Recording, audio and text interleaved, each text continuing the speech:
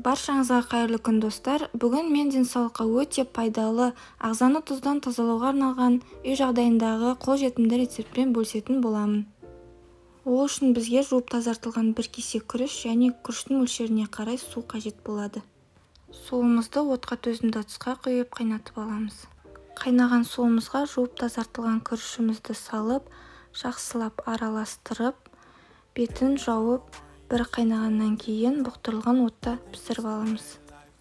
Біздің күрішіміз шамамен 10 минутта пісті. Енді оны бөлек ыдысқа салып, суытып, бетін міндетті түрде жауып, тоңазытқышқа салатын боламыз.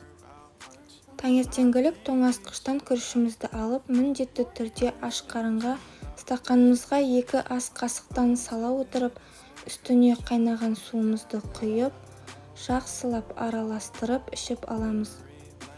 Егер де сізге пайдалы болсам, каналыма жазылып, лайк басып, комментарий қалдыруды ұмытпаңыз.